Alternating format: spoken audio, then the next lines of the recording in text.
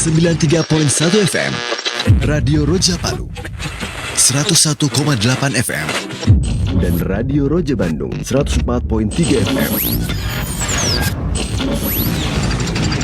menebar cahaya sunnah.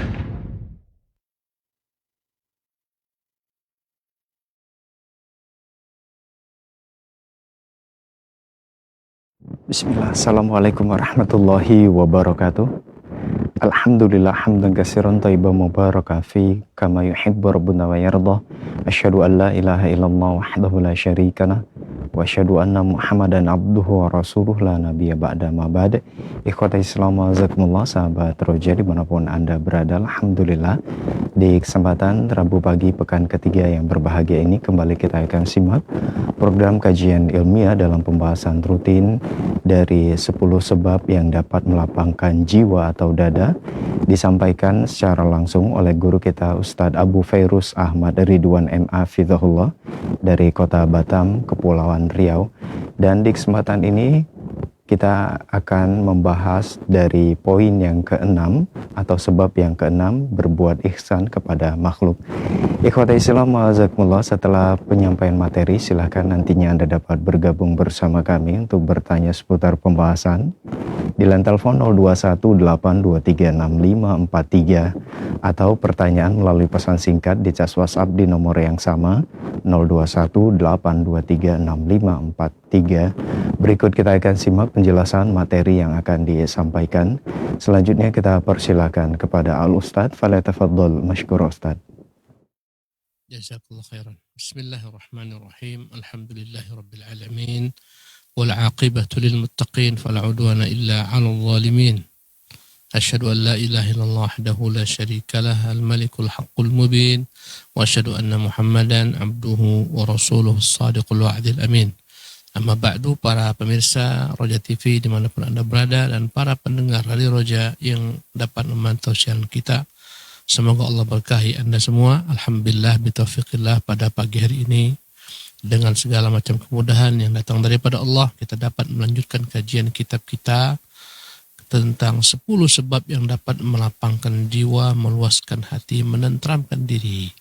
InsyaAllah pada kesempatan pagi hari ini kita akan membahas poin yang ke-6, dan ini adalah poin yang luar biasa efeknya untuk meluaskan jiwa kita, melapangkan diri kita dan hati kita. Berkata Syekh Razak, as-sababus sadis, sebab yang ke-6, al-ihsanu ila ibadillah. Berbuat ihsan, berbuat baik kepada hamba-hamba Allah. Jadi di antara sebab yang melapangkan jiwa adalah engkau berbuat baik kepada orang. Manakala engkau melihat orang berbahagia karena kebaikan yang kau hantarkan kepadanya, maka kebahagiaan orang ini akan juga menggiring engkau bahagia. Ya. Karena melihat orang yang bahagia, engkau pun akan bahagia. Ini kebiasaan. Qala Allah Subhanahu wa ta'ala, Allah Subhanahu wa ta'ala berfirman, wa ahsinu innallaha yuhibbul muhsinin. Hendaklah kalian berbuat ihsan, sesungguhnya Allah menyukai orang-orang berbuat ihsan. Maka ayat yang ini menggambarkan kepada kita tentang pentingnya berbuat ihsan. Manakala engkau berbuat ihsan kepada makhluk, maka Allah Subhanahu wa ta'ala akan senantiasa berbuat ihsan kepadanya. Al-jaza'u min jinsil amal. Balasan itu akan senantiasa sesuai dengan amalan. Berkata Syekh, wal ihsanu ilal khalqi yakunu bi umurin adidatin hissiyatin wa ma'nawiyatin. Berbuat ihsan kepada makhluk itu bisa dengan perkara-perkara sifatnya memberikan kepada mereka materi yang kau miliki ataupun immateri. Ya. Jadi hakikatnya kebaikan kepada orang bisa dengan harta yang kau miliki, ya, atau tenaga yang kau miliki, pemikiran yang kau miliki, ataupun dengan akhlak budi pekertimu. Ya. Pemirsa yang dimuliakan oleh Allah Subhanahu wa taala, akhlakmu itu adalah merupakan perkara yang sifatnya immateri. Akhlak ini dapat membuat orang akan bahagia, senyummu, tawamu, familiar dengan orang.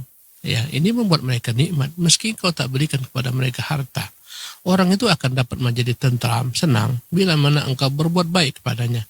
Dan hal ini juga akan mendatangkan kebaikan bagimu. Ya, bila mana engkau mengajak mereka untuk tersenyum, tertawa, mereka bahagia, engkau pun bahagia. Ya, jadi yang namanya berbuat ihsan kepada makhluk tidak terbatas hanya dengan memberikan kepada mereka harta. Ya, berkata Syekh Abdul Razak, sawa'un bil jah atau bil mal atau bil masyurah. Kebaikan kepada manusia itu banyak jenisnya. Bisa dengan wibawa yang kau miliki, pangkat, jabatan. Engkau punya pangkat, engkau punya jabatan. Dengannya engkau membuat orang itu, ya, dalam hal yang membuat mereka bahagia. Itu berbuat ihsan dengan pangkat yang kau miliki. Dengan kedudukanmu engkau bisa mengeluarkan berbagai macam bentuk perintah-perintah kepada bawahanmu agar membahagiakan manusia misalnya. Atau bil mal, atau dengan harta, atau bil masyurah, bahkan dengan saran-saran, kau akan dapat membuat manusia bahagia bila mana engkau lihat mereka butuh bantuanmu, ide-idemu merlang, engkau akhirnya membantu mereka. Ya, dengan nasihatmu yang tulus membahagiakan mereka. Bila mana mereka bahagia, akan lapang jualah jiwamu. Atau ghairiha min anwa'il musa'adat, dan berbagai macam bentuk bantuan-bantuan lainnya, apapun dia. Fa innal abdal muhsin, sesungguhnya hamba Allah Subhanahu wa taala yang selalu berbuat ihsan di ibadillah, kepada hamba-hamba Allah, yujazihillahu bi syarhi sadri. Orang-orang yang berbuat ihsan kepada manusia lainnya, Allah akan beri balasan, di mana Allah akan melapangkan dadanya. Wa taysiri amri, Allah akan mudahkan urusannya. Wa husni aqibatihi wa ma'alihi, dan Allah akan berikan baginya ketentuan yang baik di akhir hayatnya, ujung daripada segala macam perkaranya. Allah akan datang kepadanya keberuntungan di akhir kelak. Ini adalah efek daripada berbuat ihsan kepada manusia. Jadi tak usah takut bila mana engkau berbuat ihsan kepada orang, itu kembali kepada dirimu semata. Kebaikan yang kau lakukan kepada orang akan kembali buahnya kepada dirimu semata. Kau bahagiakan orang-orang, maka akan membahagiakan dirimu sendiri. Kau bantu orang, maka Allah akan membantumu. Kau lapangkan kesempitan orang, Allah akan melapangkan kesempitanmu. Kau tutupi aib orang, Allah akan menutupi aibmu. Subhanallah. Ya, al-jaza'u min jinsil amal, balasan itu sesuai dengan amalan. Bila mana engkau menyusahkan orang, maka Allah akan susahkan hidupmu. Bila mana engkau bakhil, kikir terhadap orang, maka Allah SWT akan juga menahan rezekinya kepadamu. Begitulah seterusnya. Waqad qala an-nabiy sallallahu alaihi wasallam, dan Nabi SAW bersabda, man nafasa an mu'minin kurbatan min kurabid dunya, nafasallahu anhu kurbatan min kurabi yaumil qiyamah. Barang siapa yang melapangkan kesempitan dari kesempitan seorang mukmin di dunia ini, Allah akan lapangkan baginya kesempitan nanti di hari kiamat. Di hari kiamat luar biasa kita butuh kebaikan para jemaah sekalian. Ya. Dan kala itulah akan tampak apa yang kau lakukan di dunia bermanfaat daripada kebaikan-kebaikan yang telah kau lakukan. Bila mana kau di dunia terbiasa melapangkan orang-orang yang sempit rezekinya, kau lapangkan, kau bantu mereka, di hari kiamat Allah pun akan berbuat seperti itu kepadamu. Ya. Wa man yassara ala mu'sirin yassarahu Allah. Barang siapa yang memudahkan orang-orang dalam kesulitan, yassarallahu alaihi fid dunya wal akhir. Allah akan mudahkan urusannya di dunia maupun di akhirat. Ya, sebaliknya kata Nabi, man syaqqa musliman syaqqallahu alaihi. Barang siapa yang menyusahkan orang muslim, orang Islam, Allah akan susahkan pula dia. Ya.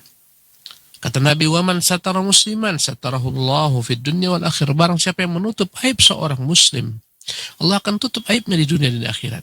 Luar biasa. Kita ini gak akan pernah ada yang sempurna. Kita selalu berlumuran kesalahan, kekhilafan, dosa-dosa. Ya, ada dosa-dosa yang hanya kita dan Allah yang tahu. Kalau Allah singkap hal ini kepada manusia, maka akan hilang kecintaan manusia kepada kita. Di antara bentuk rahmat Allah, Allah tutupi kesalahan kita. Dan di antara jalan agar Allah menutupi kesalahanmu, aibmu, tutupilah aib orang. Bila mana ada aib orang, jangan kau bongkar, kau beberkan, sebarkan, sembunyikan aibnya. Ya, sembunyikan aibnya agar orang tak mengetahui, dan berusaha engkau untuk menambal aib tersebut. Datangi dia, berikan kepadanya wejangan, nasihat, petuah. Itu yang harus kau lakukan, bukan kau sebarkan aibnya. Ya, orang tak senang aibnya disebarkan.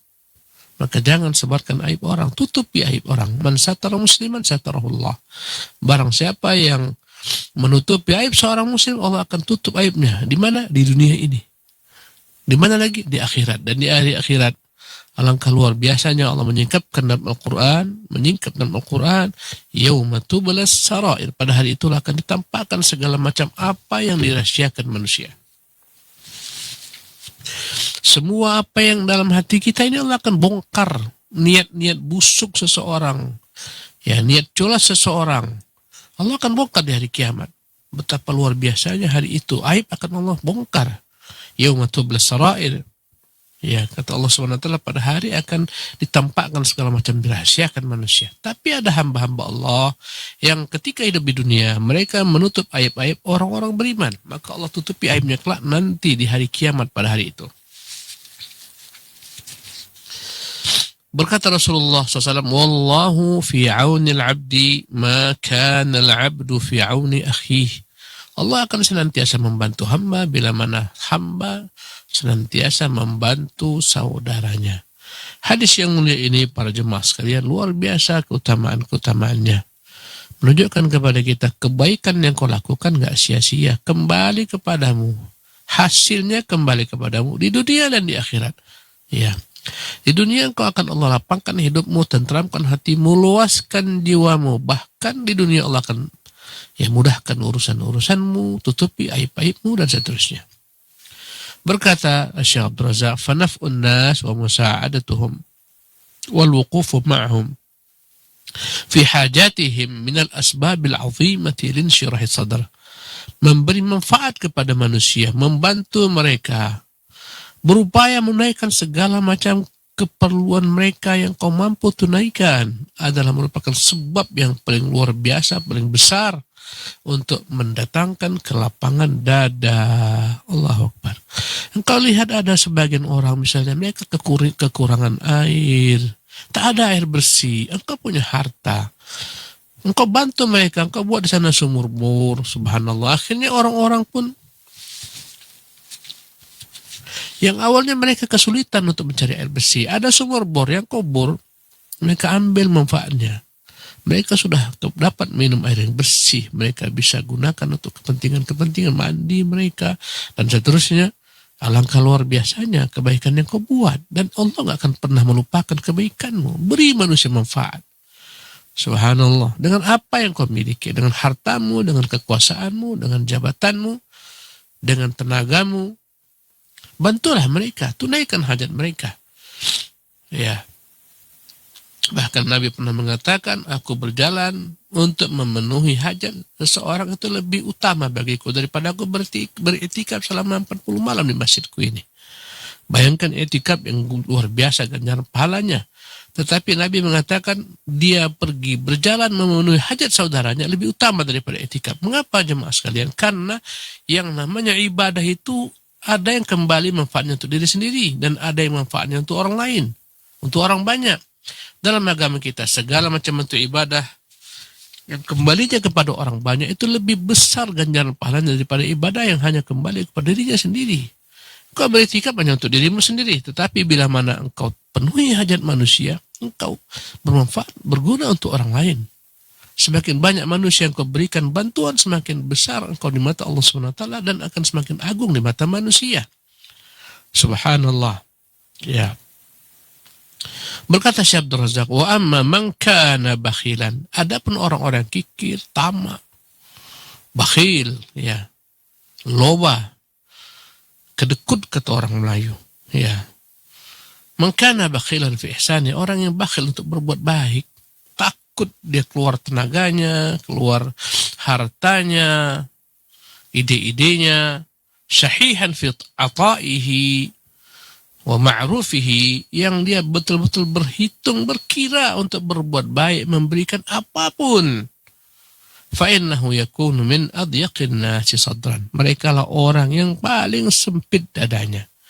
Bila mana kau bertanya siapa orang yang paling sempit dadanya, jawabannya adalah orang kikir, sempit dadanya. Orang tamak.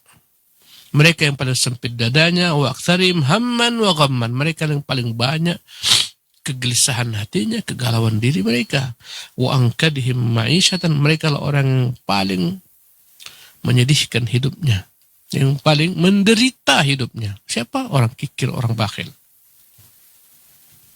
Karena dia nggak senang lihat orang bahagia. Efeknya dia akan dalam kesedihan pula. Ya. Dia ingin agar orang-orang itu tak bahagia. Dia ingin bahagia hanya untuk dirinya semata. Dia monopoli kebahagiaan untuk dirinya semata. Sehingga betapa payahnya dia untuk membantu mereka, mengeluarkan hartanya untuk mereka, pemikirannya untuk mereka. Subhanallah. Akhirnya dia dibenci manusia, dibenci Allah SWT. Dan orang yang dibenci manusia tak akan pernah merasakan nikmat hidup di dunia ini. Kemana-mana dibenci orang. Di perumahan sekitarnya dibenci oleh tetangga-tetangganya karena kikir, karena bakhil, karena ngotot, tak pernah mau berkurang. Ya. Orang semacam ini, dia yang paling sempit dadanya, dia yang paling stres hidupnya. Ya, yang paling menderita, paling galau tingkat tinggi orang semacam ini. Kenapa? Orang-orang tak suka dengannya. Sementara engkau hidup bersama manusia, engkau tak akan mungkin hidup di hutan sendirian. Engkau butuh manusia, butuh kebaikan manusia. Bila mana engkau paling kikir, bakal berbuat baik kepada mereka, maka pasti mereka akan benci kepadamu. Ya, meninggalkanmu, mengucilkanmu, menyepelekanmu, dan seterusnya. Waqad thabata fi sahihain, telah terdapat dalam hadis sahih Bukhari dan Muslim, anna nabiyyana al-karim sallallahu alaihi wasallam, bahwasanya Nabi sallallahu daraba lidzalika mathalan balighan, pernah memberikan perumpamaan, permisalan yang begitu dalam maknanya. Faqala, di mana Nabi sallallahu bersabda, mathalul bakhili wal munfiqi, perumpamaan antara seseorang yang kikir dengan seorang yang dermawan. Kama tadi rajulaini, bagaikan dua orang laki-laki, alaihima jubbatani min hadidin, masing-masing mereka memakai baju besi. Ya. Biasanya orang-orang dahulu ketika mereka berperang, mereka melindungi diri mereka dengan menggunakan baju besi. Kalau sekarang mungkin rompi anti peluru. Ya. Dahulu kala mereka berperang dengan pedang, tombak, panah. Mereka berusaha untuk melindungi diri mereka dengan baju besi. Nabi berikan perumpamaan antara orang yang dermawan dengan orang yang kikir, bagaikan dua orang yang mereka sama-sama memakai baju besi. Min thudiyihima ila taraqihima. Baju besi itu menutupi dari arah susu mereka sampai ke leher mereka. Ya. Jadi awalnya baju besi tersebut sedikit. Dari arah susu mereka, dada sampai ke, menutupi hanya sampai ke taraqihima, sampai ke kerongkongan mereka. Fa'ammal munfiqu fala yunfiqu illa sabaqat. Adapun orang dermawan, tidaklah dia banyak berinfak kecuali itu baju besi semakin meluas. Aw wafarat ala jildihi, semakin meluas menutupi kulitnya. hatta tukhfiya bananahu wa ta'fuwa atharahu, sehingga baju besi tersebut menutupi sampai ke jari-jari tangannya. Al-banan. Ya, awalnya hanyalah dari dada sampai ke leher, dia banyak berinfak, semakin berinfak semakin banyak itu baju besi menutupi tubuhnya. Ya. Sampai menutupi jari-jarinya.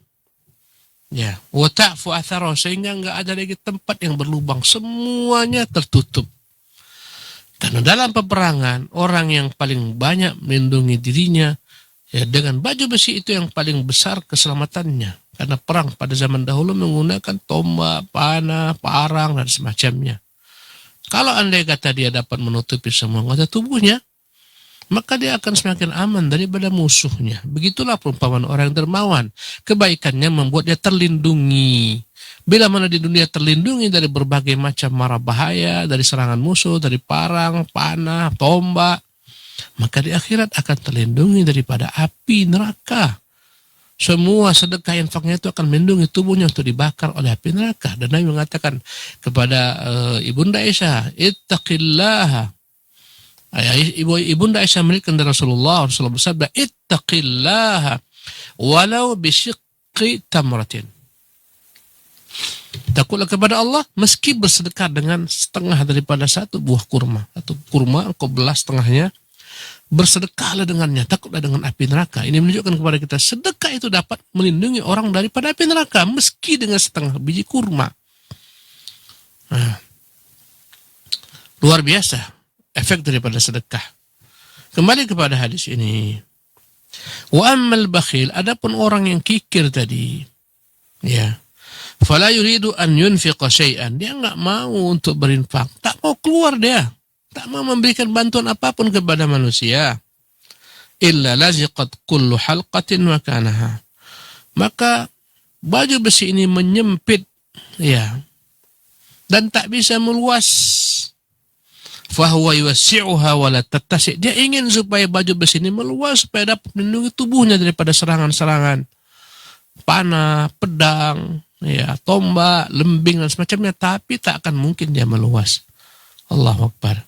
Dia ingin selamat daripada api neraka, tapi enggak mungkin selamat daripada api neraka karena dia kikir, bakhil, sehingga akhirnya tubuhnya rentan untuk dijilat oleh api neraka. Allahu Akbar. Pemirsa yang dimuliakan oleh Allah Subhanahu wa taala. Berkata Syekh Abdul Razak, فَمَثَّلَ النَّبِيُّ صلى الله عليه وسلم الْمُنْفِقَ وَالْبَخِيلَ بِرُجُلَيْنِ عَلَيْهِمَا دِرْءٌ. Rasulullah memberikan perumpamaan antara orang dermawan dan orang kikir, masing-masing memiliki baju besi min hadidin yatahassanani bih, yang mana mereka akan berupaya berlindung atau melindungi diri mereka dengan baju besi tersebut. Wa hadha dir'u fil asli yughatti min mawdi'i thadi ila turquwati wa hiya a'la sadri mimma yali raqabah. Asalnya baju besi ini hanyalah menutupi sampai ke dadanya saja, susunya sampai ke kerongkongan. Fal munfiqu, adapun orang yang rajin berinfak, kullama zada fi ihsanihi linnas, semakin banyak dia berbuat kebaikan kepada manusia, was sadaqah, semakin banyak dia bersedekah, alal muhtajin, kepada orang-orang yang membutuhkan, sabaqat hadil jubbah, maka semakin meluaslah jubah ini, jubah dari besi ini, wazadat halaqatul hadid fiha, semakin banyak meluas ya lubang-lubang untuk memasukkan anggota tubuhnya agar dapat bergerak, ya. Karena yang namanya besi agar dapat digunakan, dibuatlah padanya lubang-lubang untuk masukkan tangan, bahu dan semacamnya, kaki. Artinya semakin meluas ini baju besi. Ya. Aitasa'at wa kaburat, semakin besar, hatta tughatti jildahu kullah, sehingga akhirnya dapat menutupi seluruh tubuhnya. Wa tukhfi atrafa asabi, bahkan dapat menutupi ujung daripada jari-jarinya. Wa hadha ma'na qaulihi sallallahu, inilah yang dikatakan Nabi dalam firman-Nya, hatta tukhfiya banana, sehingga dapat menutupi jari jemarinya. Wa hiya ma'a dzalika tamhu athara khutuwatihi idza masya li tuliha wa wafratiha, bahkan karena panjangnya ya baju besi tersebut dia dapat menutup bekas jejak dia berjalan. Orang dahulu kala ketika jalan di padang pasir akan meninggalkan jejak, maka hal ini akan dapat pula menutupi jejaknya. Wa hadha ma'na qawlihi, dan inilah makna perkataan Nabi, wa ta'fu wa atharah, menutupi jejaknya. Ya, sehingga tak terlihat oleh musuh, tak dapat dikejar musuh. Wa ammal bakhilul ladzi la yuhsinu linnas, sehingga ketika dia di padang pasir tersebut dapat menutupi jejaknya, orang-orang tak tahu. Karena bajunya panjang luas. Bukan tapak kaki, karena tapak bisa membuat orang menyusul tapak tersebut, tapi tertutup. Ini manfaat kedua. Wa ammal bakhilul ladzi la yuhsinu linnas, adapun orang-orang kikir yang tak mau berbuat kebaikan kepada manusia, wa la yunfiqu min malihi, yang kikir untuk berinfak dari hartanya, fa inna kulla halaqatin fi hadhil jubbati tadhallu fi mawdi'iha, maka setiap baju besi ini tetap sebagaimana biasa pada tempatnya. Wa ma'aha arada an yuwasi'aha wa mahma arada an yuwasi'aha, dia ingin kalaulah baju besi ini meluas dapat menutupi semua tubuhnya agar dapat terlindungi daripada senjata. Yuridu arada an yuwasi'a hadzal dir' liyahmiya badanahu falan yastati' dzalik, tapi tak mampu dilakukan. Semakin dia ingin meluaskan, semakin menyempit tuh pakaian. Subhanallah, menjepit tubuhnya dan tidak dapat luas. Begitulah kira-kira orang bakhil. Semakin dia bakhil, semakin sempit dadanya. Ya, semakin galau hatinya. Dialah orang hidupnya paling sengsara di dunia. Siapa yang paling sengsara? Orang yang paling kikir berbuat kebaikan kepada manusia. Dialah orang yang paling sengsara hidupnya. Siapakah orang yang paling bahagia? Orang yang paling banyak memberikan kebahagiaan kepada manusia. Allahu Akbar. Fahadha mathalun balighun, ini adalah merupakan perumpamaan yang sempurna fi bayani atharin nafaqah, inilah efek daripada berinfak, bersedekah. Wal bukhl, dan ini pula lah efek buruknya kebakhilan. Ala halil abdi wa ala dini, bagaimana efeknya terhadap agamanya, terhadap kondisinya. Fan nafaqatu wal badlu wal ihsan, ya, senantiasa berinfak, bersedekah, membantu orang, berbuat ihsan kepada orang. Sababun lisa'atir rizqi, itulah sebab yang dapat melapangkan rezeki. Subhanallah. Engkau punya kerabat-kerabat, bila mana engkau sambung silaturahmimu kepada mereka, berbuat baik kepada mereka, baik dengan hartamu, baik dengan akhlakmu, Allah akan murahkan rezekimu. Allah bahkan akan panjangkan umurmu. Kata Nabi yang mulia SAW, man ahabba an yubsatalahu fi rizqih wa yusa'ulahu fi atharih falyasil rahimah, siapa yang ingin diluaskan rezekinya, dipanjangkan umurnya, hendaklah sambung silaturahmi. Subhanallah, efek daripada berbuat ihsan kepada kerabat-kerabat dekat, Allah akan bukakan bagimu pintu-pintu rezeki. Subhanallah. Jadi kata beliau hafizahullah, sababun lisa'ati rizqi, sebab akan semakin meluasnya rezeki, wa tumaninatil qalbi, akan semakin tentram hatinya, wa rahatil bal, akan nyaman hidupnya. Wa hiya kadzalika sababun limahwi athari dzunub, bahkan demikian juga bersedekah ini adalah merupakan sebab akan dihapuskannya dosa-dosamu. Engkau meninggalkan jejak maksiat, dosa-dosa, dengan sedekah Allah akan hapuskan jejak maksiat tersebut. Allahu Akbar. Allati tahsulu minal abdi, yang terjadi, yang diperbuat oleh sang hamba. Sebagaimana baju besi yang luas akan menghapus bekas-bekas seorang berjalan sehingga tak terlihat oleh musuh, maka demikian jugalah dengan sedekah akan menghapus dosa-dosa seseorang sehingga tak terlihat lagi oleh manusia dia punya dosa, karena Allah sudah hapuskan dosanya. Wa ammal bakhilu, adapun orang kikir, fa bididdi dzalik, maka kebalikan daripada itu. Fa kullama arada an yatasaddaq, tiap kala ingin bersedekah, tadhiqu nafsuhu, semakin sempit jiwanya. Kalau andai kata dia mau bersedekah, jiwanya menolak, semakin sempit jiwanya. Wa yabkhal bimalihi, dia kikir dengan hartanya. Fa yahsulu lahu min nakadil aish, maka akan benar-benar menjadi, ya, tak bahagialah hidupnya, sempit hidupnya. Wadhiqis sadri, akan menjadi sempit pula dadanya, bihasabi ma indahu minal bukhl, sesuai dengan tingkat kebakhilannya. Semakin bakhil, semakin sempit dadanya. Subhanallah. Semakin orang itu mulia, dermawan, membantu, memudahkan urusan orang, semakin melapang jiwanya, luas dadanya, bahagia hidupnya. Ya. Berbeda sama orang-orang yang kikir, bihasabi ma indahum minal bukhli wal bu'di anil ihsan. Sejauh apa dia bisa berkontribusi kepada manusia, berbuat baik kepada manusia, sejauh itu pula lah kebahagiaan daripadanya. Allah musta'an. Para pemirsa yang dimuliakan oleh Allah Subhanahu wa taala, maka dari poin yang keenam ini jelas bagi kita bahwasanya kebahagiaan itu sebenarnya sederhana saja. Bahagiakan orang-orang sekitarmu, maka engkau akan bahagia. Bahagiakan mereka dengan akhlakmu, budi pekertimu, bahagiakan mereka dengan bantuanmu. Bantuan tidak harus melulu dengan uang, harta, tapi apa yang kau mampu bantu. Tetangga sangat senang kepada orang-orang dan tetangganya yang dermawan. Mereka senang, mereka suka. Yang ramah tamah, mereka suka. Dan tetangga paling benci kepada tetangga yang bakhil, yang kikir, ya dan billah, yang sombong. Oleh karena itulah inilah jalan membahagiakan jiwamu, melapangkan dirimu, bahkan bukan hanya di dunia, demikian pula di akhirat. Engkau dicintai Allah di dunia ini dan makhluk-makhluknya, dan engkau akan dicintai Allah dan makhluk-makhluknya kelak bila mana engkau di negeri akhirat, bila mana Allah masukkan ke dalam surganya. Para pemirsa Roja TV yang dimuliakan oleh Allah Subhanahu wa taala, demikianlah kajian kita di pagi hari ini tentang poin yang keenam, sebab yang dapat melapangkan jiwa adalah berbuat ihsan kepada makhluk. Wa sallallahu wasallam wa barak ala abdihi wa rasulih Muhammad. Kita kembalikan kepada pembawa acara. Tafadhal ya akhi, barakallahu fiik.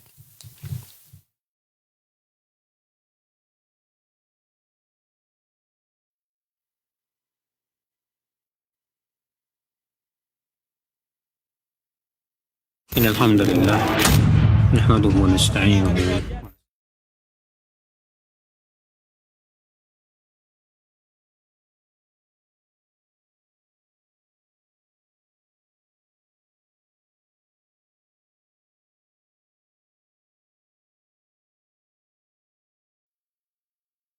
Simak Radio Roja Bogor 100.1 FM, Radio Roja Majalengka 93.1 FM, Radio Roja Palu 101,8 FM, dan Radio Roja Bandung 104.3 FM.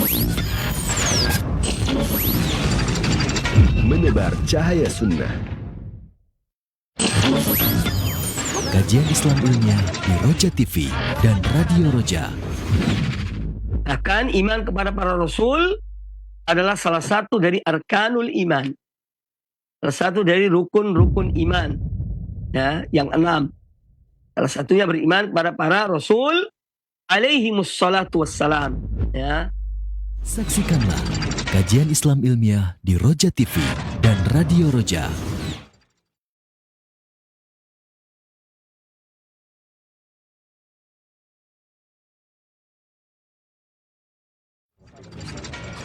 Roja TV, saluran tilawah Al-Quran dan kajian Islam.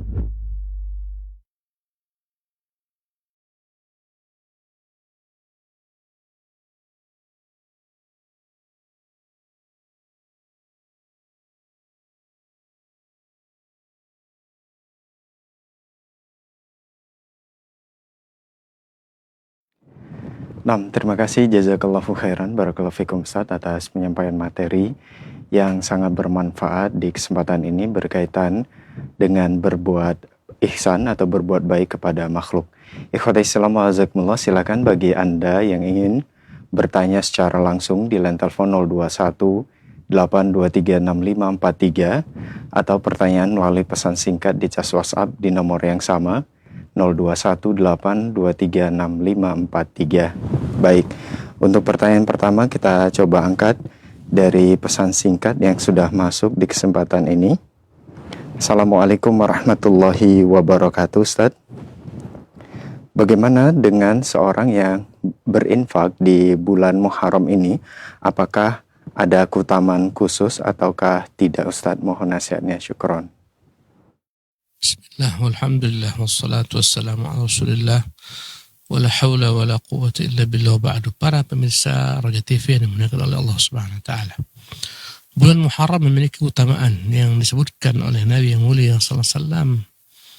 Ya, bahwasanya di bulan ini ada satu amalan ibadah yang begitu luar biasa keutamanya. Itu apa? Berpuasa di bulan Muharram, di tanggal 10 Muharram, namanya Ashura. Ya, kata Nabi, ahtasibu 'ala Allah, aku berharap dengan Allah Subhanahu wa taala dosa ini akan menghapuskan, ya, an yukaffir sanata allati qablah, menghapuskan dosa setahun yang lalu. Luar biasa keutamanya. Ya. Ini yang datang dari Nabi sallallahu alaihi wasallam, dan kita sudah berada di bulan Muharram Maka jangan lewatkan puasa ini. Kemudian Nabi yang mulia SAW melihat orang-orang Yahudi puasa di hari ini.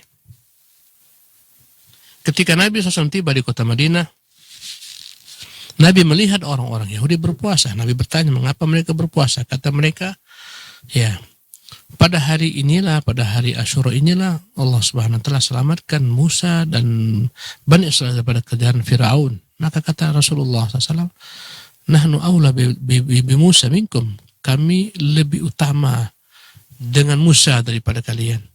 Maka Nabi perintahkan para sahabat-sahabatnya untuk berpuasa pada hari 10 Asyura. Bahkan sebelum Ramadan diwajibkan, puasa Asyura yang diwajibkan oleh Allah Subhanahu wa taala sampai datangnya kewajiban puasa Ramadan. Jadilah puasa Asyura menjadi puasa yang sunnah hukumnya. Ini yang utama. Dan Muharram adalah merupakan bulan-bulan yang Allah haramkan, ya, untuk berperang padanya. Dalam agama kita ada 4 bulan yang Allah haramkan berperang. Kata Allah, inna iddatash syuhuri indallahi 12 syahran. Sesungguhnya bilangan bulan di sisi Allah itu ada 12 bulan. Minha arba'atun hurum, ada 4 yang Allah haramkan. Dzulqa'dah, Dzulhijjah, Muharram, ini 3 bulan berurut-urut adalah bulan yang Allah haramkan padanya berperang. Dan hanya pada 3 bulan berturut-turut inilah orang-orang dapat pergi haji, pulang haji, mereka tak dirampok, tak dinyamun. Ya. Kenapa? Karena orang menghormati bulan-bulan haram ini. Mereka tak berani menumpahkan darah. 3 bulan berurut dan 1 bulan yang berpisah. Dzulqa'dah, Dzulhijjah, Muharram, ini berurut. Kemudian sendiri sana Rajab. 4 bulan. Ini yang datang padanya keutamaan dari Nabi SAW. Dan tidak ada secara khusus Nabi menyatakan keutamaan lebih utama bersedekah di bulan Muharram. Tetapi kaidah-kaidah umum dalam agama kita bahwasanya mengajarkan bila mana itu musim-musim amal ibadah, musim yang baik, maka amal ibadah padanya akan menjadi lebih baik. Ya, oleh karena itulah secara khusus nggak ada keutamaan berpuasa di bulan Muharram, nggak ada. Nggak ada keutamaan secara khusus berpuasa di bulan Muharram. Tidak ada keutamaan bersedekah secara khusus di bulan Muharram, nggak ada. Ya. Yang ada adalah puasa di 10 Asyura. Dan Rasulullah SAW untuk menyaksikan Yahudi, Rasulullah SAW mengatakan, kalaulah sekiranya Allah panjangkan umurku di tahun akan datang, aku akan berpuasa 1 hari sebelumnya. Agar tak benar-benar meniru Yahudi, maka Rasulullah ingin berpuasa 1 hari sebelumnya. Jadilah disunahkan puasa 9 dan 10 Muharram agar menyaksikan Yahudi. Ya.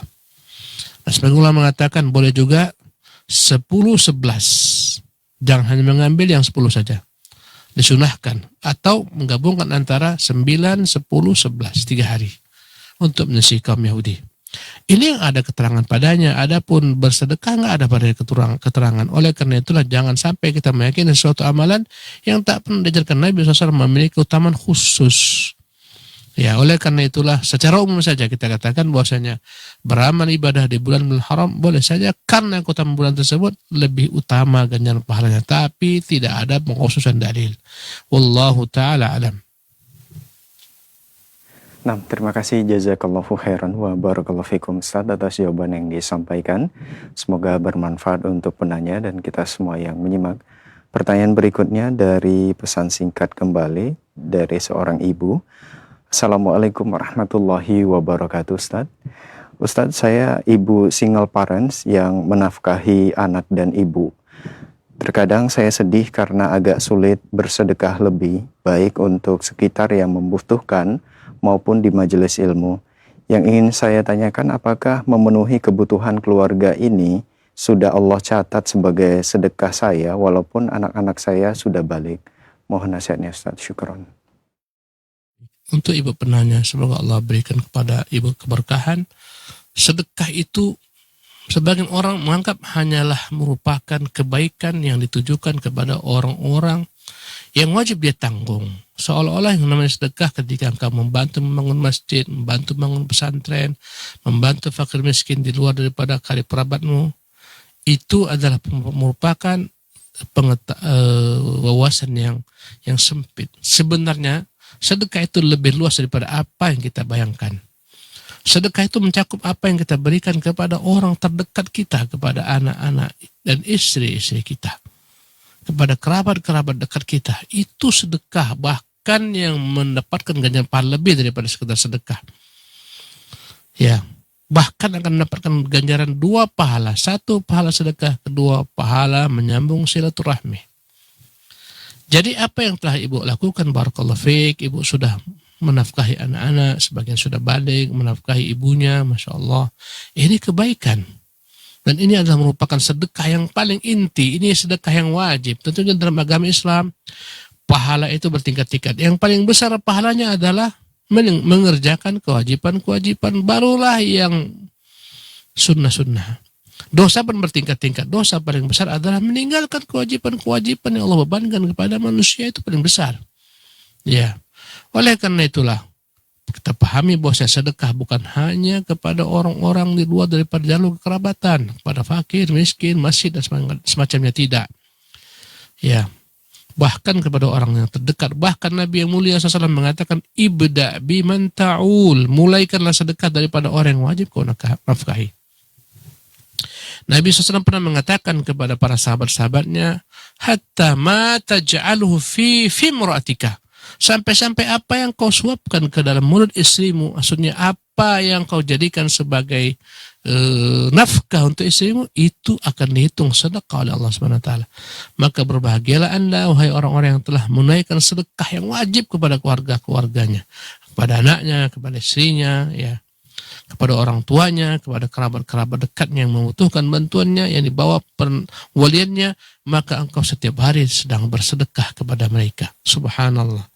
Maka jangan risau, jangan bersedih karena engkau tak mampu bersedekah lebih daripada itu, karena engkau sudah melakukan sedekah yang wajib yang lebih besar keutamaannya. Bila mana Allah mudahkan rezeki ibu, barakallahu fiik, di kemudian hari, maka bersedekahlah meski sedikit kepada orang-orang lain di luar daripada kerabat. Bersedekahlah untuk masjid, walaupun tak besar, 10.000, 5.000, 3.000, 2.000, itu sedekah juga. Ya, bersedekahlah kepada fakir miskin meski tak banyak. Wallahu tabaraka wa ta'ala alam. Nah, terima kasih jazakallahu khairan, barakallahu fikum Ustaz, atas jawaban yang disampaikan. Semoga bermanfaat untuk penanya. Nah, ikhwati Islam, jazakumullah, silakan bagi Anda yang ingin bertanya secara langsung di line telepon 0218236543. Silakan. Halo, assalamualaikum. Waalaikumsalam warahmatullahi wabarakatuh. Dengan Ibu siapa, di mana? Ibu Aryani di Majalengka. Silakan Ibu. Nah. Izin bertanya, Ustadz, apa benar Ustadz jika seseorang meninggal di hari Jumat itu bebas dari siksa kubur? Terus yang kedua Ustadz, apa benar Ustadz jika kita sedang memandikan mayit Ustadz, itu katanya harus hati-hati karena kalau semisalnya kita memperlakukan dengan secara kasar, katanya mayat itu akan terasa katanya sakit. Apa benar demikian Ustaz? Itu saja. Terima kasih. Assalamualaikum. Waalaikumsalam warahmatullahi wabarakatuh. Silakan Ustaz. ulangi lagi soal pertama, keutamaan apa tadi? Ya. Nah, dari Ibu Aryani di Majalengka, pertanyaan pertama berkaitan dengan keutamaan dari sholat Jumat, Ustadz. Nah, meninggal di malam Jumat. Ya. Meninggal dalam keadaan di hari Jumat, apakah ini ada keutamaannya? Kemudian apakah bisa terbebas dari azab seperti itu, Ustadz? Nah. Baik, bismillah, alhamdulillah, wassalatu wassalamu ala rasulillah, la hawla wa la quwata illa billah. Benarkah ada keutamaan khusus bagi orang-orang yang meninggal di hari Jumat dan di malam Jumat? Jawabannya benar, ya. Ada keutamaan secara khusus bagi orang-orang yang meninggal di hari Jumat dan malam Jumat. Rasulullah SAW menyebutkan, ma min muslimin yamutu yawmal jum'ati aw laylat al-jum'ah. Tidaklah ada seorang muslim yang meninggal di hari Jumat atau malam Jumat illa waqahu Allah fitnatul qabri, kecuali Allah akan menjaganya daripada fitnah kubur, menjaganya, memeliharanya, menyelamatkannya daripada fitnah kubur. Fitnah kubur adalah pertanyaan malaikat Munkar Nakir yang luar biasa, menakutkan. Ya, kata Nabi tentang dua malaikat ini, aswadani azraqan, kedua-duanya warnanya begitu hitam legam sampai menjadi biru, yuqidanihi, menundukkan dia, yas'alani, akan bertanya kepadanya, man rabbuk, siapa Tuhanmu, man hadzal ladzi bu'itsa ilaik, siapa rasul dikirim kepadamu, dan seterusnya. Ini fitnah kubur. Setiap orang akan melalui fitnah kubur. Ya, bila mana tak mampu menjawab dengan baik, dia akan disiksa di kubur, diadab oleh Allah Subhanahu wa taala. Bila mana mampu menjawab dengan baik, dia akan mendapatkan kenikmatan kubur. Maka ada orang-orang yang selamat daripada fitnah kubur ini. Di antaranya adalah para mujahidin, orang-orang yang berjihad di Allah Subhanahu wa taala, yang meninggal karena berjihad, mereka selamat daripada fitnah kubur. Mereka akan terbebas daripada fitnah kubur. Kemudian juga orang-orang yang al-murabitun, yang menjaga wilayah-wilayah kaum muslimin, bila mana mereka meninggal dalam keadaan sedang menjaga wilayah kaum muslimin agar jangan diserang musuh, mereka akan selamat daripada fitnah kubur. Akan aman, akan selamat daripada pertanyaan-pertanyaan dalam alam kubur. Kemudian yang ketiga adalah orang-orang yang meninggal di hari Jumat ataupun di malam Jumat. Ini adalah merupakan keutamaan meninggal di hari Jumat dan malam Jumat secara khusus.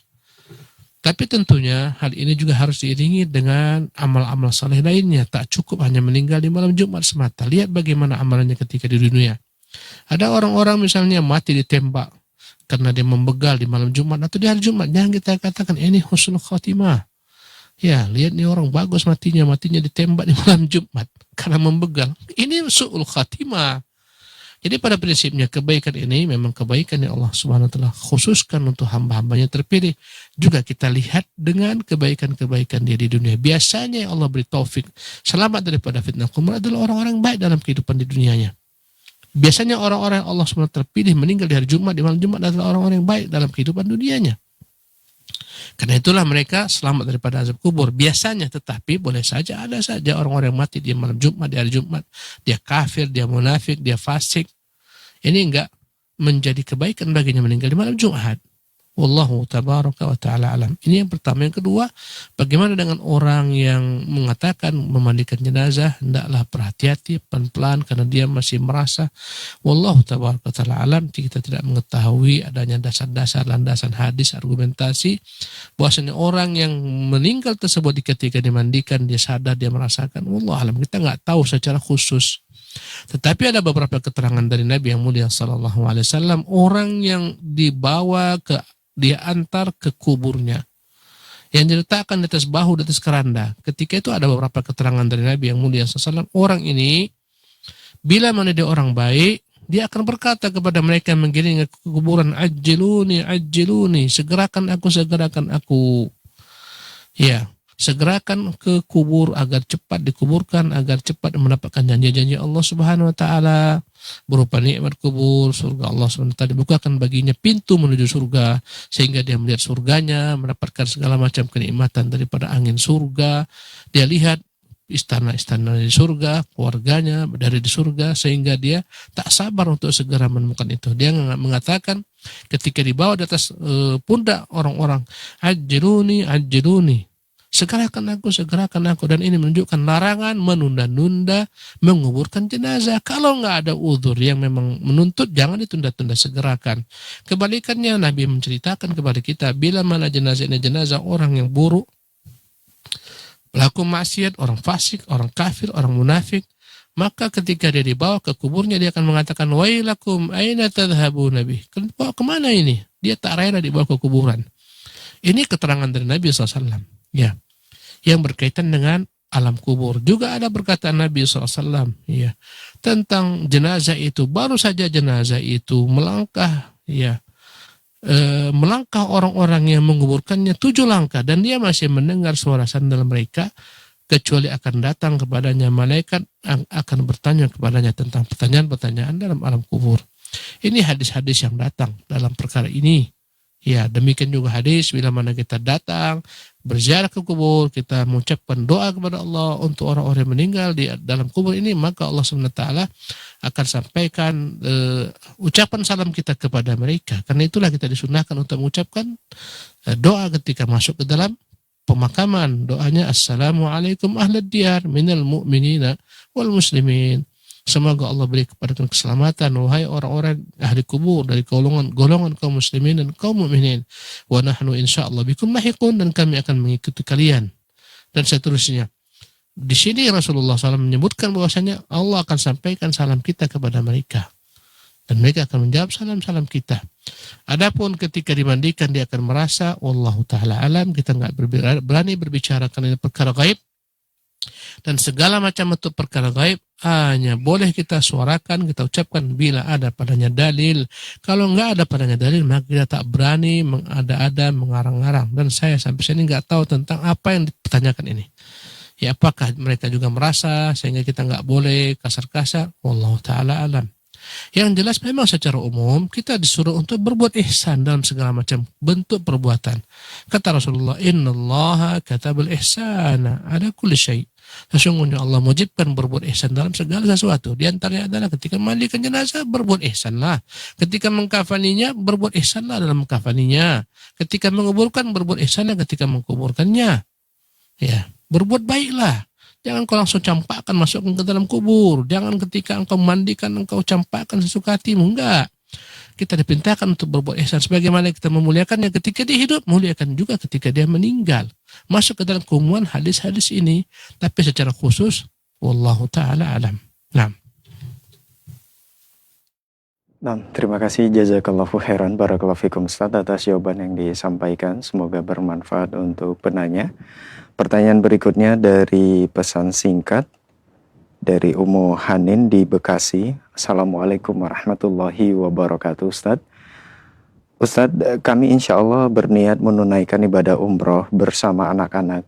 Mereka sudah dewasa di atas umur 24 tahun, tapi ibadah mereka masih berantakan, masih asal-asalan, belum ikhlas karena Allah. Apakah tidak mubadzir jika saya mengajak mereka untuk umroh Ustaz? Mohon nasihatnya, jazakallahu khairan. Bismillah, walhamdulillah, wassalatu wassalamu rasulillah, la hawla wa la quwata illa billah, ba'd. Umrah itu adalah merupakan perkara yang sebagian ulama mengatakan diwajibkan. Dalam beberapa hadis ketika Nabi SAW menjelaskan tentang rukun Islam yang 5, kata Nabi, wa anta hujjah wa anta atamir, engkau berhaji dan engkau berumrah. Oleh karena itu sebagian ulama sebagaimana Syekh mengatakan hukum umrah itu wajib sekali, minimal seumur hidup. Fardu ain bagi orang yang telah memiliki kemampuan. Dengan demikian, maka bila mana orang telah balik, subhanallah, maka tentunya Anda mendapat ganjaran yang besar bila mana membawa anak-anak untuk pergi umroh. Kalaupun tadi alasannya mereka masih belum termotivasi untuk berumroh dengan benar, masih asal-asalan, disitulah peran kita untuk mendakwakan mereka. Ya, katakanlah ini adalah merupakan bentuk keutamaan kemuliaan yang Allah berikan kepada orang-orang tertentu. Orang setengah mati ingin pergi ke Makkah, mereka rindu dengan Baitullah, mereka menangis melihat orang tawaf di Baitullah. Engkau sekarang Allah berikan anugerah kemudahan pergi ke sana, syukurilah nak. Ini engkau dipanggil oleh Allah Subhanahu wa taala, tak mudah untuk berangkat ke sana, hanya orang-orang terpilih. Syukurilah ini yang telah Allah berikan kepada berupa nikmat. Ajarkan dia. Oleh karena itu di antara syukur nikmat, engkau jagalah ibadah umrah dengan benar. Ya. Tentunya ibadah umrah ini ada rukun-rukunnya, ya ada syarat-syaratnya. Jika terpenuhi maka umrahnya bagus. Jika andai kata tak terpenuhi boleh jadi nggak ada makna. Maka tentulah harus dipastikan mereka memenuhi syarat-syarat dan kewajiban-kewajiban umrah, rukun-rukun umrah. Ya misalnya kewajiban umrah atau rukun umrah, ya ihram, kemudian tawaf, kemudian sa'i, tahallul, itu semua harus terpenuhi. Ihram dari miqat, kemudian setelah itu tawaf 7 kali, setelah itu sa'i 7 kali, baru ditutup dengan tahallul. Maka ini rukun, jangan sampai kurang. Bila mana anak Anda dibawa, ternyata di sana dia nggak tawaf, maka bukan umrah namanya. Atau tawafnya kurang, 5 kali putaran, setelah itu dia pulang, tentunya tidak umrah. Umrah itu adalah mengerjakan apa-apa yang diwajibkan dalam perkara ibadah umrah. Terpenuhi rukun-rukunnya, syarat-syaratnya, kewajiban-kewajibannya, maka umrohnya sah. Ya, adapun mungkin mereka masih lalai, masih ya selepas tawaf orang berzikir, habis tawaf dia misalnya main game misalnya. Ini kufur nikmat, tapi nggak membatalkan umrohnya. Kadang-kadang anak-anak kita lihat habis tawaf, ya kadang-kadang anak remaja SMP selesai tawaf langsung orang sholat 2 rakaat dia main game misalnya. Tentunya ini menyelisihi. Tapi ini tidaklah menjadi pembatal umrahnya. Oleh karena itulah tetap umrahkan mereka, jangan katakan mubazir sia-sia, enggak, besar keutamaannya. Doakan mereka semoga dengan melihat Baitullah, semoga dengan berumrah mereka sadar, mereka paham ya untuk apa mereka hidup. Wallahu taala alam. Nah, terima kasih jazakallahu khairan barakallahu fikum Ustaz atas jawaban yang disampaikan, semoga bermanfaat untuk penanya. Pertanyaan berikutnya dari pesan singkat kembali dari hamba Allah. Assalamualaikum warahmatullahi wabarakatuh Ustaz.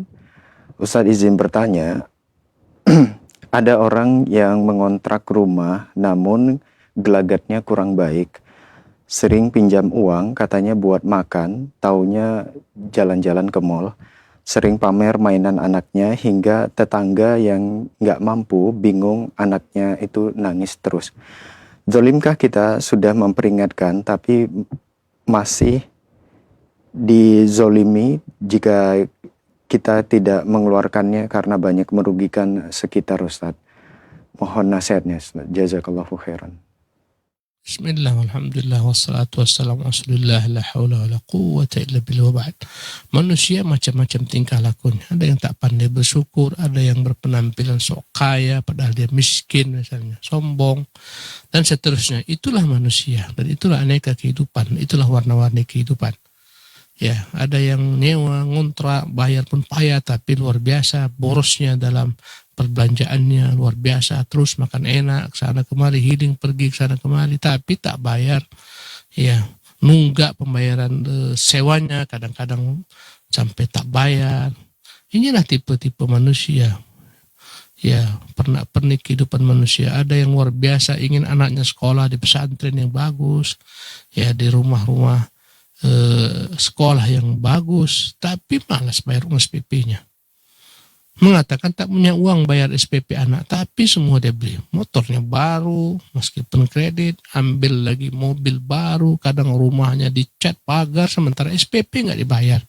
Banyak orang-orang yang nggak sadar dalam perkara ini. Allahu Akbar.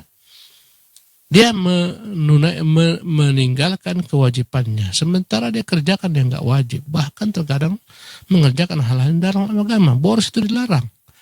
Dalam kasus yang ditanyakan kepada kita, tetangga semacam ini kadang-kadang ya pamer, membuat tetangga pada jengah, tak nyaman. Apakah tetangga semacam ini, orang semacam ini, yang kos semacam ini, bisa dia itu dituntut untuk dikeluarkan dari dalam kosnya? Nggak ada masalah bila mana itu mendatangkan kemaslahatan bagi orang banyak. Katakan mohon maaf Bu, karena ibu sudah, mohon maaf Pak, karena bapak sudah tinggal di sini, tapi sampai sekarang bapak tak lagi membayar, kami mohon maaf, yang lain mau menempati, nggak ada masalah. Yang jelas segala macam bentuk perkara-perkara kemungkaran diingkari dengan baik-baik terlebih dahulu. Kata Allah Subhanahu wa taala, wa tawasaw bil haq. Ya, ingatkan dia yang salah, Pak, ini kewajiban membayar ini. Kami juga butuh uang, inilah hidup kami, disinilah kami menggantungkan kehidupan setelah Allah Subhanahu wa taala. Kalau Bapak tak bayar, terganggu kami, ya, dan seterusnya. Bicara baik-baik. Bila mana memang tak juga dapat memahami dengan baik-baik, memang yang paling besar kemaslahatannya adalah dikeluarkan dari rumah kau tersebut, nggak ada masalah untuk dikeluarkan. Wallahu taala alam. Nah, terima kasih jazakallahu khairan barakallahu fikum Ustaz atas jawaban yang disampaikan. Semoga bermanfaat untuk penanya. Pertanyaan berikutnya masih dari pesan singkat kembali dari hamba Allah. Assalamualaikum warahmatullahi wabarakatuh Ustaz. Ustaz, bagaimana pandangan terkait istri yang keluar rumah tanpa memakai kerudung atau jilbab dengan alasan lupa dan sudah saya tegur, tapi saya sebagai suami malah dimarahi. Saya harus bagaimana Ustadz? Soalnya sudah saya tegur beberapa kali, tapi masih kelakuannya seperti itu juga. Dan apakah saya salah dalam memilih istri? Dan apa harus menceraikannya Ustadz? Atau berbuat baik? Syukron. Alhamdulillah, wassalatu wassalamu rasulillah, la hawla wa la quwata illa billah wa ba'd. Tentunya yang ideal seorang istri adalah patuh kepada suaminya, apalagi jika kepatuhan itu berkaitan dengan agama Allah Subhanahu wa taala. Yang namanya menutup aurat itu kewajiban agama. Mau dia punya suami, enggak punya suami, dia wajib menutup auratnya. Dan bagi perempuan, kesepakatan para ulama yang namanya rambut itu aurat, wajib ditutupi. Jadi menampakkan rambut adalah merupakan aib, merupakan celah, merupakan dosa. Bila mana perintah suami kepada sang istri agar dia pergi menutup dirinya, menghijabi dirinya, itu adalah hal yang wajib sebagai seorang suami. Dan istri wajib mentaati dia sebagai bentuk ketaatan kepada suami. Yang kedua, sebagai bentuk ketaatan kepada Allah SWT. Karena perintah jilbab itu bukan dari suami, dari Allah SWT. Suami hanyalah menekankan apa yang telah Allah perintahkan. Ya. Wahai Nabi, katakanlah kepada istri-istrimu, kepada putri-putrimu, kepada wanita-wanita kaum mukminat agar mereka mengulurkan jilbab-jilbab mereka. Itu perintah dalam agama. Yudnina alaihinna min jalabibihinna. Ini perintah Allah, bukan perintah suami, perintah Allah. Dan suami hanyalah menekankan apa yang Allah perintahkan. Dan istri wajib taat dalam perkara ini. Tentunya mungkin saja sang istri ketika dinikahi dia tak begitu bagus agamanya, tak begitu paham syariat agama. Kewajiban suami membimbing, karena itulah suami itu tugasnya bukan hanya sekadar memberikan nafkah zahir saja, makan, minum, nafkah, tempat tinggal, baju, pakaian, enggak. Kewajiban yang lebih daripada itu adalah bagaimana dia menyelamatkan istrinya daripada api neraka.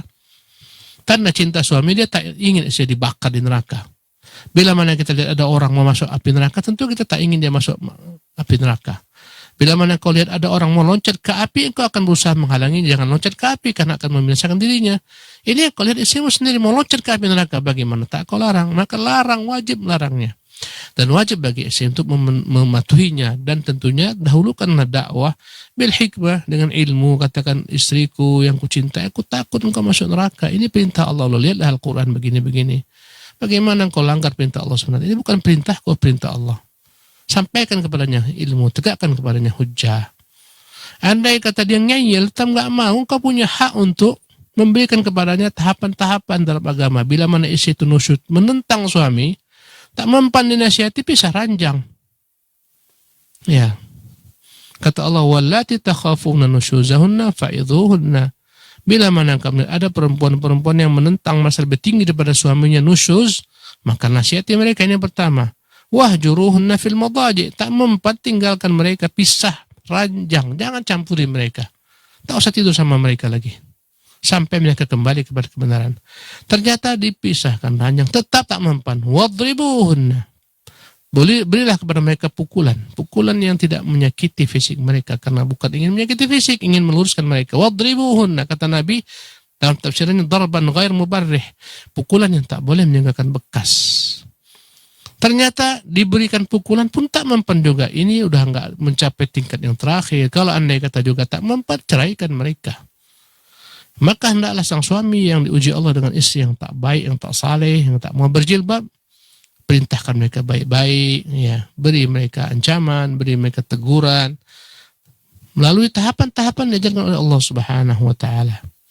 Bila mana tetap masih ngeyel, enggak mau juga, engkau sudah berusaha maksimal segala macam cara, tetap enggak mau, pisahkan, ceraikan dia. Berarti dia enggak takluk kepadamu, tak tunduk kepadamu, tak tunduk kepada Allah Subhanahu wa Ta'ala. Ya. Boleh saja dahulu salah dalam memilih istri, mungkin saja.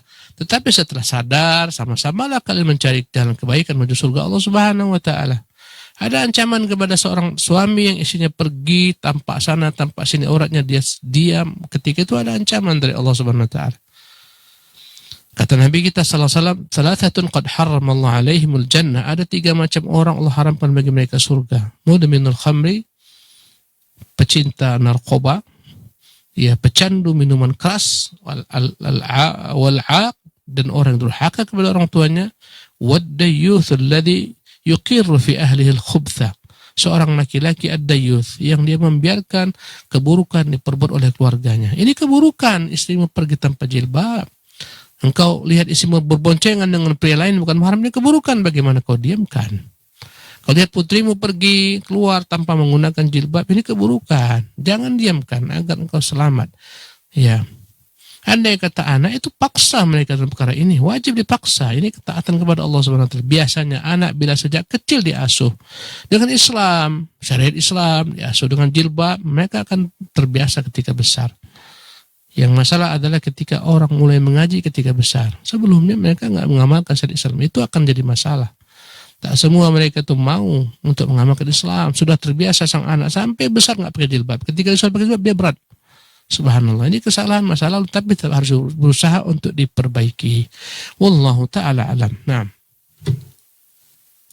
Terima kasih, jazakallahu khairan, barakallahu fikum Ustaz atas jawaban yang disampaikan.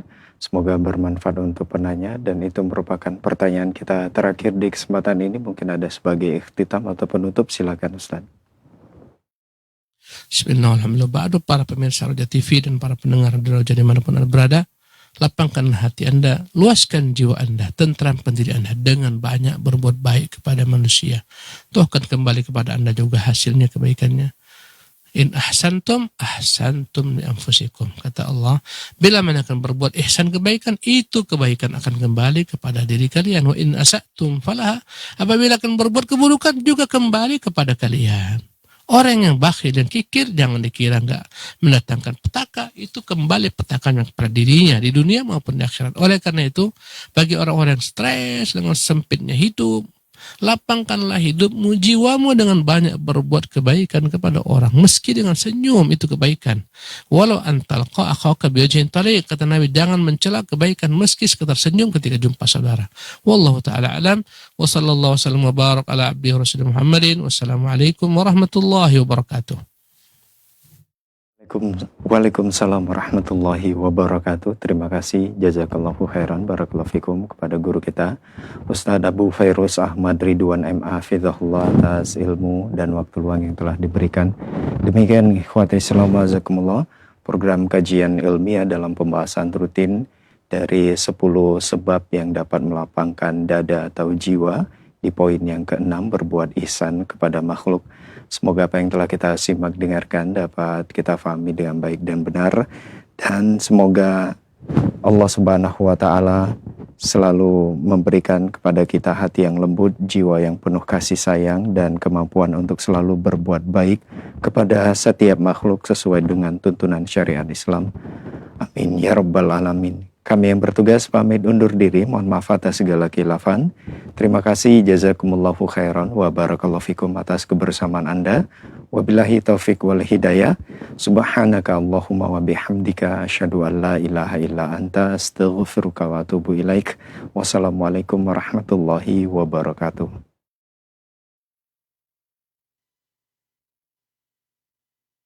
Simak Radio Roja Bogor 100.1 FM, Radio Roja Majalengka 93.1 FM, Radio Roja Palu 101,8 FM, dan Radio Roja Bandung 104.3 FM. Menebar cahaya sunnah.